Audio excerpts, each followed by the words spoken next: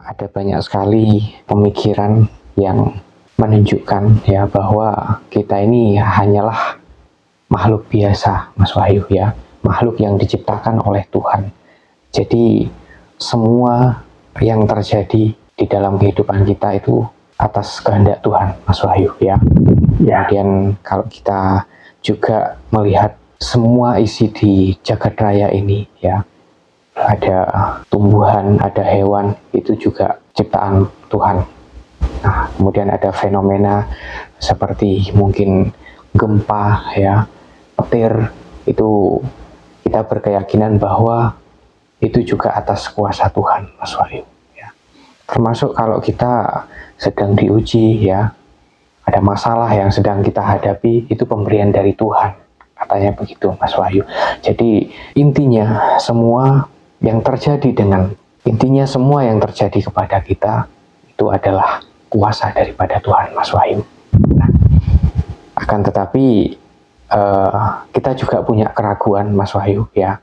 Misalkan kita berdoa ya, misalkan kita ingin sesuatu, tetapi kita sudah berdoa dengan tekun, akan tetapi tidak terjadi kalau kita tidak berusaha sendiri untuk mewujudkannya, Mas Wahyu. Nah, di posisi ini kita berpikir bahwa semua yang terjadi itu bukan karena Tuhan, tapi karena kita. Nah, jadi manusia itu juga bingung, Mas Wahyu. Kenapa kita bisa melakukannya sendiri tanpa Tuhan, Mas Wahyu? Kalau panjenengan kira-kira bisa menjabarkan enggak, Mas Wahyu? Apakah semuanya karena Tuhan atau ada sebagian yang juga bisa dilakukan oleh manusia, Mas Wahyu?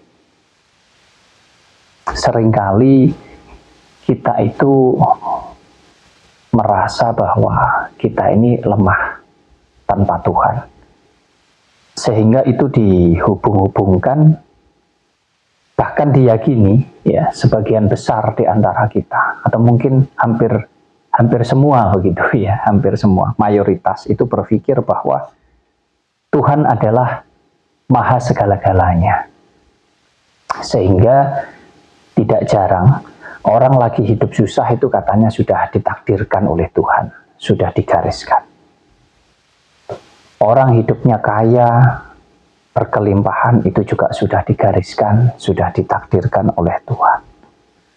Orang itu banyak masalah, terkena sakit penyakit ya, terganggu kesehatannya, bahkan ada masalah dengan keluarga ataupun rumah tangganya, itu juga dihubungkan bahwa itu semua karena Tuhan atau sudah digariskan Tuhan.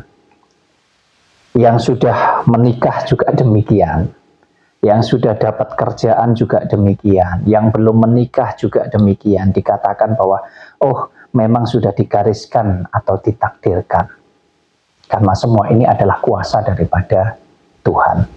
Bahkan kita bicara alam semesta saja, terjadinya longsor, terjadinya banjir, terjadinya gunung meletus, terjadinya kecelakaan, ini juga katanya itu bagian daripada, ada yang mengatakan itu kemurkaan Tuhan ya, karena kebetulan terjadinya musibah itu di suatu tempat atau daerah yang dianggap di situ misalkan tempatnya orang-orang jahat misalkan ya, atau kecelakaan juga demikian gitu, karena oh ini mau wisata ke tempat maksiat misalkan ya, sehingga itu dianggap ya kena murkanya Tuhan dan lain sebagainya. Ada yang mengatakan musibah yang dalam arti positif, ada juga yang beranggapan bahwa itu adalah musibah yang bersifat negatif karena bagian daripada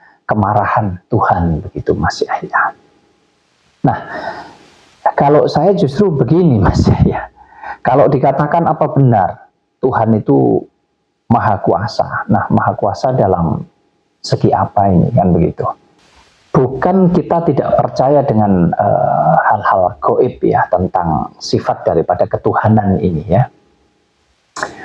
Tapi sekarang ini kita juga harus berpikir dengan logika kita ya, yang mana hidup ini tidak bisa kita hanya menggunakan angan-angan atau keyakinan terhadap sesuatu hal yang bersifat gaib.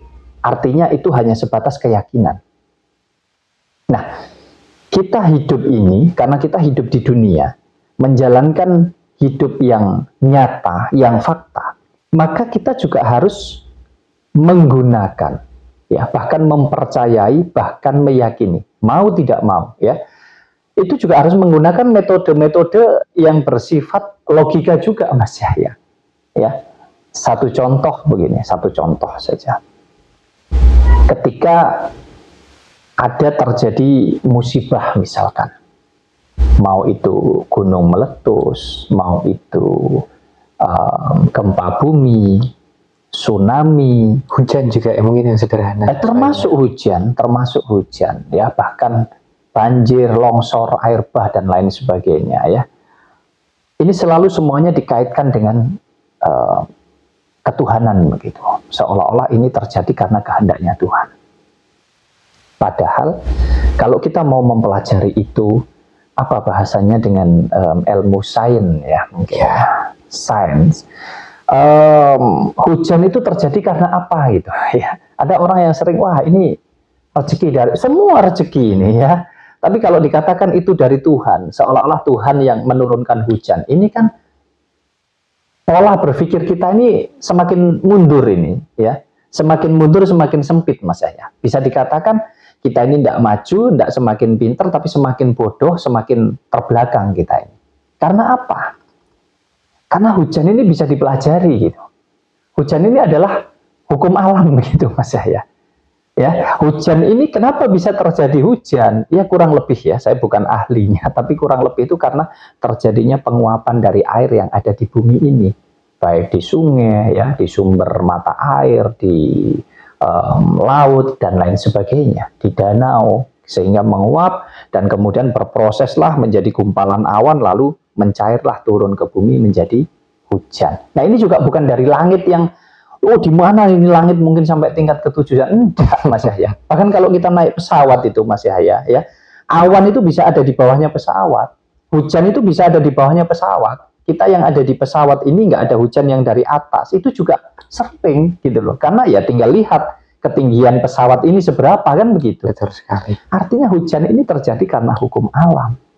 Nah, gunung meletus juga demikian, Mas Yahya. Itu bagian daripada hukum alam. Gempa juga yang semua yang terjadi di alam semesta ini gitu loh. Nah, kalau kita bicara tentang penciptaan, ini juga sama. Manusia menciptakan manusia, real. Kalau nggak ada kedua orang tua, ibu bapak kita, nggak akan tercipta kita. Kalau nggak tercipta kita, ya, tercipta saya ini, kemudian tidak akan pernah ada anak-anak saya. Kan begitu logikanya. Artinya manusia ini terus beranak pinak. Nah, sama halnya dengan binatang. Makanya muncul gen-gen baru, muncul jenis-jenis baru, manakala ada perkawinan silang. Manusia juga demikian, Mas Yahya. Ya, orang Indonesia nikah dengan orang Jepang menghasilkan seperti apa? Ya, nikah dengan orang Belanda menghasilkan seperti apa? Hewan juga demikian. Bahkan tumbuhan pun juga sama. Perkawinan silang antara tumbuhan A dengan B akan menghasilkan C. Demikian pula dengan binatang-binatang yang lainnya, semua sama. Jadi ini adalah bagian daripada hukum alam gitu loh. Berproses sehingga kehidupan ini terus beregenerasi, Mas Yahya. Terus ada semakin banyak jenis, ya, semakin banyak macam. Bahkan kita bicara tentang pertanian di bidang peternakan, perikanan, ini juga demikian, gitu loh. Sapi aja, ya, kerbau, kambing, itu hamil itu enggak harus kawin, Mas Yahya. Betul. Ya, Ya. ada dokternya, disuntik hormonnya, ya, suntik bibit, jadi hamil, gitu loh. Sama, mereka bisa menciptakan, hasil dari kepandaian mereka bisa menciptakan bibit-bibit unggul. Yang di perikanan juga demikian, sama. Ikan ini dengan ikan ini dikawinkan, nanti akan menghasilkan jenis ikan yang baru. Apa Tuhan itu yang menciptakan? Maksud saya harus luas cara berpikirnya, tidak sempit, gitu. Sama hanya dengan tumbuhan, bahkan sayuran. Buah-buahan juga demikian. Sekarang ini ada buah yang wah macam-macam. Bahkan kalau dulu dengan segala keterbatasannya, para mbah-mbah kita dulu di zaman dulu, nanam padi itu 1 tahun mungkin panen hanya 2 kali, Mas Yahya. Sekarang ini karena kecanggihan teknologi itu bisa 3 bahkan 4 kali. Demikian juga untuk pertanian yang lain, menciptakan bibit-bibit unggul yang baru.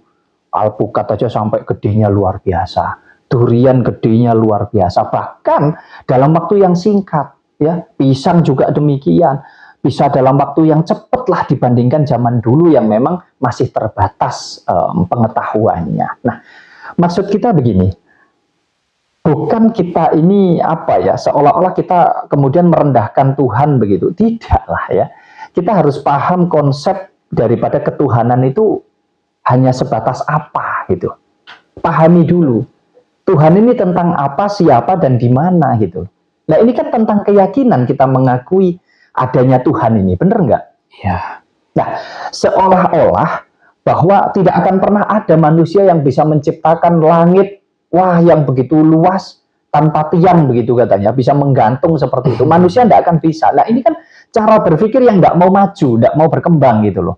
Ngapain langit harus ada penyangganya gitu, ya. Bumi juga demikian, sedemikian rupa menciptakan gunung. Ini sudah bagian daripada hukum alam.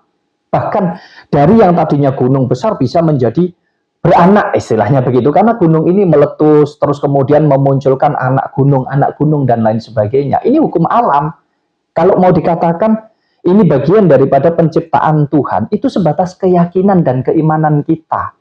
Lalu apakah kemudian kita mau berpikir bahwa Tuhan itu adalah sebuah wujud, sebuah sosok begitu, yang bisa menciptakan manusia, bisa menciptakan hewan begitu. Padahal semua itu tergantung daripada kehidupan yang ada di jagat raya ini. Kalau saya boleh mengatakan begini, Tuhan itu adalah kehidupan begitu, Mas Yahya.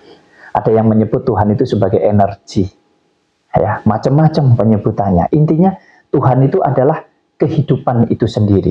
Jadi seluruh yang ada di alam semesta itu bisa dikatakan bahwa ya itulah Tuhan begitu. Ya, jadi kalau kemudian kita yang menjalani hidup seolah-olah semua yang terjadi di dalam hidup kita ini karena Tuhan, ya ini cara berpikir kita mundur lagi. Tuhan hanya tentang hidup ini. Gitu loh. Kita bisa hidup, punya energi ini, kita beriman bahwa ini karena Tuhan begitu kurang lebihnya. Tapi kalau kemudian perangkat-perangkat ini dikatakan ini semua adalah dari Tuhan, dan kalau tidak ada Tuhan perangkat ini nggak berfungsi, ya salah. Kenapa kok bisa dikatakan salah? Ini sederhana sekali. Kita sekarang kan sudah diberikan kehidupan ini, ya, sudah hidup karena Tuhan begitu. Jadi kita itu bisa hidup, kita mengakui, meyakini, mengimani hidup ini karena Tuhan. Tapi kalau kemudian baik buruknya hidup ini karena Tuhan, itu saya nggak sependapat. Kenapa? Coba yang sederhana, Mas Yahya kepingin bisa bekerja. Kira-kira itu Mas Yahya ini bisa bekerja dan tidak, itu tergantung Tuhan apa tergantung Mas Yahya? Ya tergantung saya, mau melamar kerja, ya, mau mendaftar kerja, masa Tuhan yang menyediakan pekerjaan, kan nggak mungkin ya Mas Yahya. Ya. Itu kalau ditarik lagi lebih dalam tentang kepingin punya uang atau tidak, punya mobil, punya istri, punya anak, semua tergantung Tuhan apa tergantung Mas Yahya? Ya tergantung saya, termasuk kesehatan juga ya Mas Yahya. Semuanya. Ya, ini bahkan sering orang ini kadang kurang apa ya, mau berkesadaran. Contoh tentang kesehatan. Kita dihadapkan dengan kita ini misalkan lagi sakit begitu ya. Kita berupaya sedemikian rupa untuk kita bisa pulih kembali, sehat kembali. Nah, tidak jarang di sini kita ini sampai salah melangkahnya. Karena apa? Seolah-olah semua karena Tuhan begitu. Sehingga kita berobat kemana-kemana itu seolah-olah keyakinan kita itu harus semuanya, kalau nggak Tuhan kita nggak bisa sembuh begitu.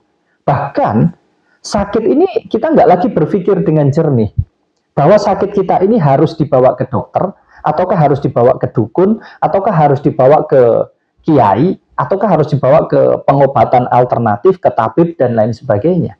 Padahal itu semua hanya metode, cara kita untuk kita mendapatkan kesembuhan itu, betul enggak? Betul. Nah kalau kemudian sakitnya ini loh sakit medis, tapi kita bawa ke dukun, ke paranormal dengan harapan didoakan, karena seolah-olah semua itu kalau tanpa doa itu mustahil begitu. Ya ini kan nggak masuk akal gitu maksud saya. Bukan berarti doanya salah, bukan.